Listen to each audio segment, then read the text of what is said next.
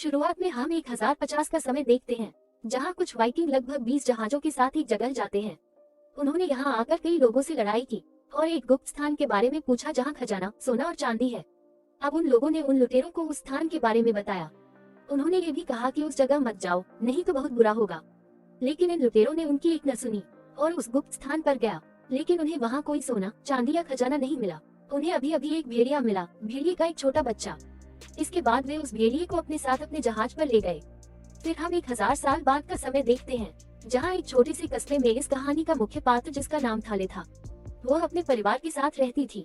तभी थेले को अपनी सहेली का संदेश मिलता है, जो उसे पार्टी में साथ चलने को कह रहा था। अब वह अपना बैग लेती है और अपने पिता की नजरों से बचते हुए वहाँ से चली जाती है।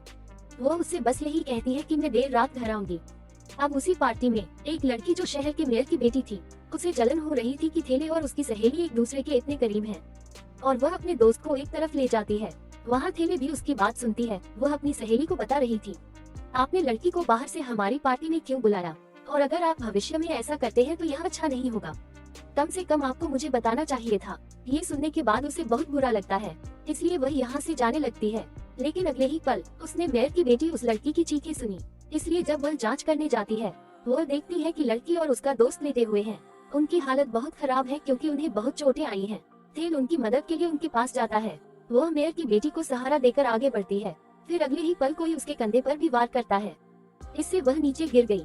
ये देखकर वह बहुत डर गई कि कोई मेयर की बेटी को झाड़ियों से खींच रहा था।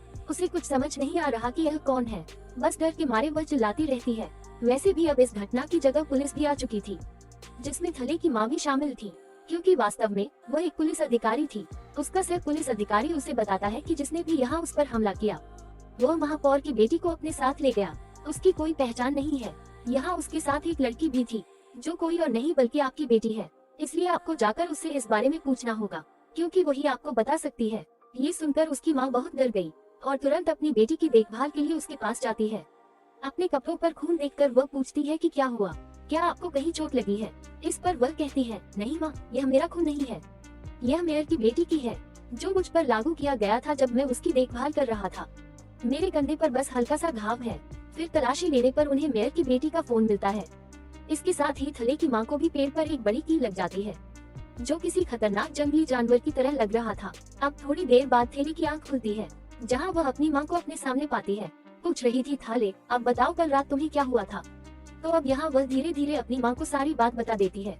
अचानक मेयर की बेटी के चीखने की आवाज सुनाई दी, और जब मैं वहाँ गया तो दोनों घायल थे, लेकिन मैं खुद नहीं समझ पाया कि उन पर हमला किसने किया, क्योंकि वहाँ घोर अंधेरा था, इसलिए मैं नहीं देख सका। यहाँ हमें एक बहुत ही अजीब चीज देखने को मिलती है कि थले की आंखों का रंग भी बदल गया था। मतलब एक आंख का रंग अलग था और दूसरी आंख का रंग अलग था। वैसे भी इसके बाद पुलिस अधिकारी उन सभी बच्चों के बयान लेते हैं, जो कल रात उस पार्टी में आया था, लेकिन उन्हें बच्चों से ज्यादा जानकारी नहीं मिल पाती है और उन्हें मेयर की बेटी की लाश तक नहीं मिली। रात को थेले की माँ उस कील को खोज रही थी, जो उसे जंगल में पेड़ से मिली थी, जहाँ वह कील भेड़िए के नाखून से मेल खाती है। तभी वह फोन करके अपने साथी पुलिस अधिकारी को बताती है कि यह कील भेड़िए की है। अब अगली सुबह थले की माँ को पुलिस अधिकारी का फोन आता है, जो बताता है कि मेयर की बेटी की लाश मिली है। और जब थेले ने ये सुना तो वह बहुत घबरा गई, क्योंकि जब से यह घटना घटी है उसका खुद पर कोई नियंत्रण नहीं था। वह हमेशा डरी रहती थी। फिर जब उसकी माँ मेयर की बेटी का शव देखने जाती है, तब उसकी हालत बहुत खराब थी। जो लोग उसकी लाश की जांच कर रहे थे, वे बताते हैं कि उसकी लाश को दूर तक घसीटा गया, साथ ही उसके शरीर से मांस के कई टुकड़े गायब हैं। गर्दन पर भी काफी गहरा कट है। जब थेले की माँ बाहर आती है, वहाँ उस लड़की की माँ भी थी। वो अंदर जाकर उसे देखने की जिद कर रही थी, लेकिन थेले की माँ उसे अंदर नहीं जाने देती, क्योंकि उसके शव की स्थिति स्पष्ट है। यह इतना बुरा था कि वह देख नहीं पाएगी। अब थाले फिर से घटना स्थल पर जाता है, जहाँ उसे कुछ हो रहा था। वहाँ वह मेयर की बेटी को देखती है, लेकिन वास्तव में ये सच नहीं था। वो सिर्फ मतभ्रम कर रही थी। इसका मतलब है कि वो कुछ ऐसा देख रही थी जो हकीकत में नहीं था। वहाँ एक बूढ़ा आदमी थाने आता है, जो थाले की माँ से मिलती है, क्योंकि उन्हें इस मामले की जानकारी थी। वो बताता है कि जिसने उस लड़की को मारा है, आप किसकी तलाश कर रहे हैं।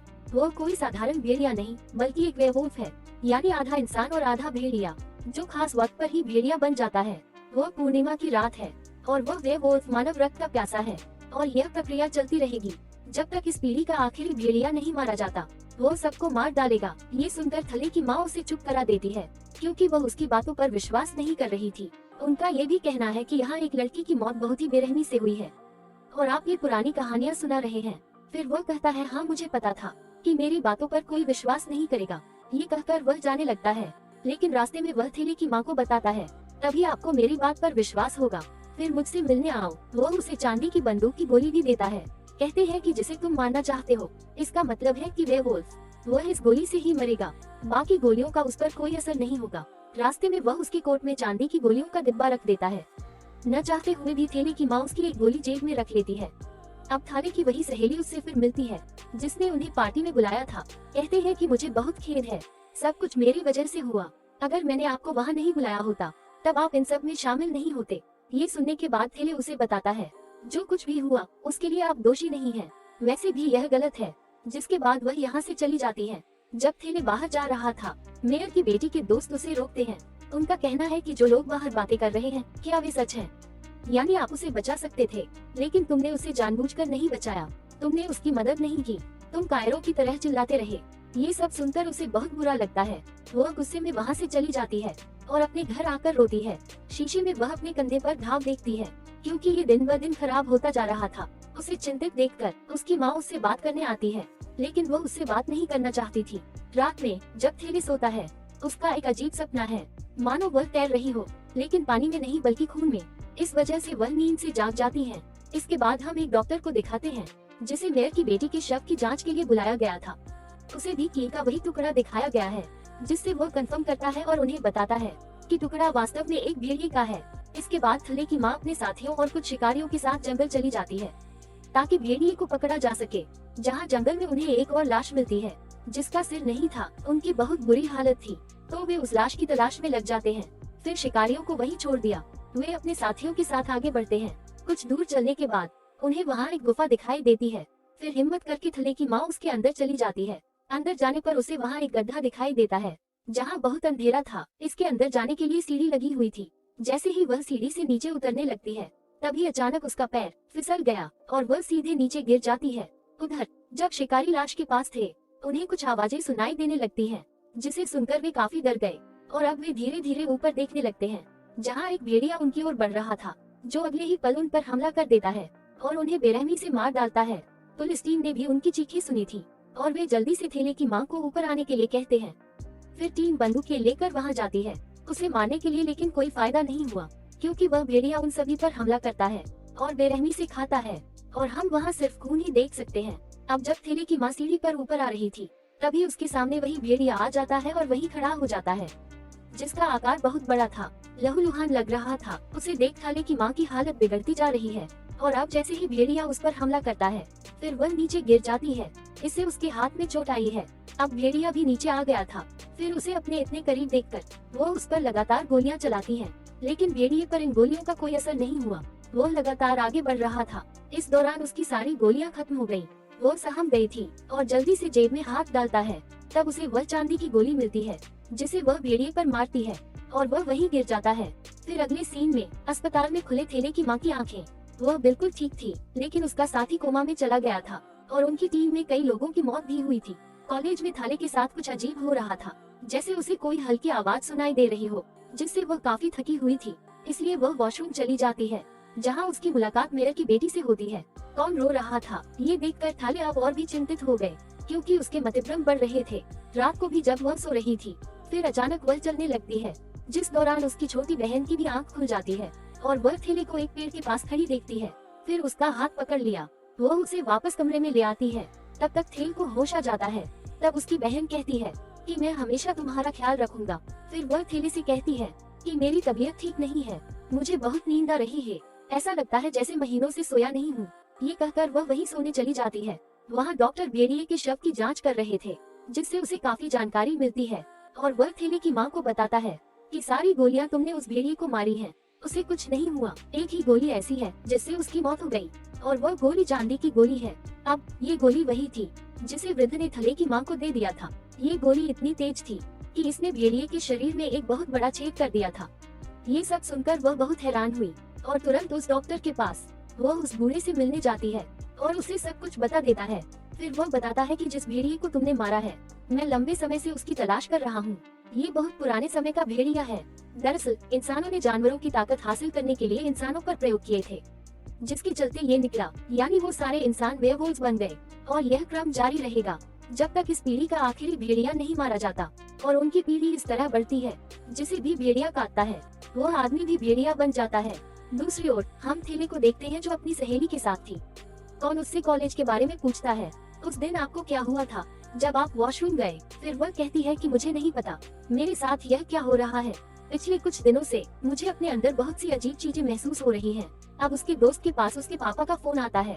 वह फोन सुनने जाता है तो थेल अकेला था, जहाँ उसकी नजर चांद पर है, जो कि पूर्णिमा थी। इसका मतलब है कि इस रात इंसान वेयरवुल्फ बन जाता है। और फिर अचानक उसे कुछ होने लगता है। उसे अपने शरीर में अजीब से बदलाव महसूस हो रहे थे, जिसके बाद वह भी भेड़िए में बदल जाती है। कुछ देर बाद जब उसकी सहेली वापस आती है और उसे ढूंढती है, तो उस पर हमला भी कर देती है और उसे मारकर खा जाता है। अब सवेरे जब थेले की आंख खुले, फिर वह खून से लथपथ पड़ी थी। इतना ही नहीं, उसके दोस्त की उंगली उसके मुंह से निकल जाती है। वह फिर आईने में अपना चेहरा देखती है और डर जाती है, क्योंकि उसका चेहरा जानवर जैसा था। वह नहीं समझती मुझे क्या हुआ है और कल रात मैंने अपने दोस्त के साथ क्या किया। तो इसके बारे में पता करने के लिए अब वह अपना चेहरा ढक लेती है और घटना स्थल पर जाता है। वह देखती है कि उसका दोस्त तब मर चुका था। ये देखकर वह उदास हो जाती है, लेकिन अब वह फैसला करती है कि मैं इन सब लोगों से दूर हो जाऊं। इस हालत में वह अपने परिवार के साथ भी नहीं रह सकती। इसलिए रात होते ही वह बस में चढ़ जाती है। बस में काफी लोग थे, लेकिन परेशानी ये थी कि थोड़ी देर में अब वह पूरी तरह से भेड़िए में बदल गई है। उसकी चीख सुनकर सभी उसे देखने आते हैं। फिर वह कई लोगों पर हमला करती है और उन्हें बेरहमी से मार डालता है। इससे कार का एक्सीडेंट भी हो जाता है। फिर जैसे ही उसकी माँ को इस बात की खबर मिलती है, फिर वह तुरंत डॉक्टर के साथ उस बस में जांच करने जाती है। इस दौरान उसे वहाँ पर थाली का लॉकेट मिल जाता है। इससे वह समझ गई कि ये नया भेड़िया कोई और नहीं है, दरअसल उनकी बेटी थेले है। वह इस बारे में डॉक्टर को भी बताती है और कहती है कि हमें उसे जल्द से जल्द ढूंढना है। इसके बाद थले के घर का नजारा देखते हैं, जहाँ उसकी बहन चित्र बना रही थी, जिससे वह बोल नहीं पा रही थी।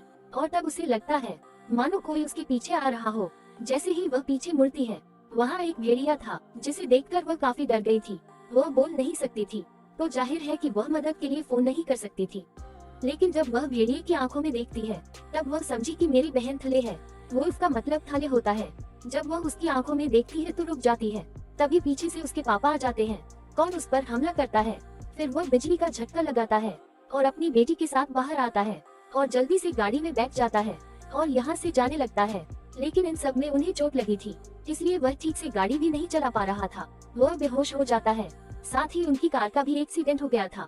थले की बहन कार छोड़कर छिप जाती है। तब तक भेड़िया भी उनका पीछा करते हुए यहाँ आ गया था। इस कस्बे के भी कई लोग आए, क्योंकि उन्हें पता चल गया था कि यहाँ हादसा हो गया है। भेड़िया यानी थले ने ये सब देखा था। वहाँ बहुत लोग थे, इसलिए वह उन पर हमला करती है। इससे लोग भागने लगते हैं, लेकिन यहाँ वह कई लोगों को मारकर खा चुकी थी और हर तरफ खून ही खून था। अब थले की बहन यहाँ आती है, क्योंकि वह अपनी बहन को इस तरह देखकर बहुत दुखी हुई थी। वह उससे बात करने के लिए उसके पास जाती है। वो उसका मतलब थाली ठीक उसके सामने खड़ा है। वह इशारों से कहती है कि मैं हमेशा तुम्हारे साथ रहूंगा और तुम्हारी देखभाल करूंगा। लेकिन इसी बीच उसकी माँ और डॉक्टर भी यहाँ आ गए थे। जैसे ही वे मौका देखते हैं, वे भेड़िए पर तीर चलाते हैं। इससे उसकी मौत नहीं हुई, बल्कि वह घायल हो गई और इसका फायदा उठा रहे हैं। ये लोग एक दुकान में जाते हैं और छिप जाते हैं और कुछ ही देर में हर तरफ सन्नाटा छा गया। लेकिन तभी अचानक कार से तेज रोशनी आती है, जिसमें असल में वही बुजुर्ग थे जो उस भेड़िए को मारने के लिए उस पर कार से हमला करता है, उसे मारकर, और वह कार को दुकान में धकेल देता है। इससे उन्हें काफी दर्द भी होता है। वह घायल होकर वहीं गिर पड़ा और तब तक भेड़िया भी यहाँ आ चुका था, जिससे उसकी मौत भी हो जाती है। और फिर वह अपनी माँ पर हमला करती है। वह खुद को बचाने की काफी कोशिश कर रही थी। डॉक्टर उसकी मदद नहीं कर सके, क्योंकि वह चीजों के नीचे दब गया था और उसके हाथ में लकड़ी का एक टुकड़ा था। इससे वह दर्द से कराह रहे थे। इस दर्द के कारण वह पास में पड़े इंजेक्शन को उठा भी नहीं पा रहा था। अब थले की बहन भी यह सब देख रही थी, तो वह हिम्मत करके वहाँ से निकल आती है। वह उस इंजेक्शन को थले वेयरवुल्फ में इंजेक्ट करती है। इससे वह वहीं गिर पड़ी और बेहोश होकर गिर पड़ी। यहाँ सीन काटा गया है। इसके बाद हम थेले की माँ को देखते हैं, जहाँ वह अपनी बेटी के सामने रो रही थी, जो कि एक भेड़िया थी और बेहोश थी, कि मैंने तुम्हारा ध्यान नहीं रखा। वह उससे माफी मांगती है।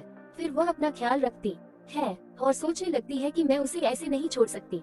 वह लोगों के लिए एक बड़ा खतरा है और न ही मैं उसे अपने हाथों से मार सकता हूँ। वह फिर चांदी की गोली उठाती है, उसे बंदूक में डालता है और उसे पास करता है। लेकिन यहाँ हम देख नहीं पाते हैं, उसने अपनी बेटी को मारा था या नहीं। जिसके बाद अगले सीन में वह चांदी की गोली थैले की तस्वीर के सामने रख देती है। इसका मतलब है कि उसने थैले को शूट नहीं किया। ये कहानी यही समाप्त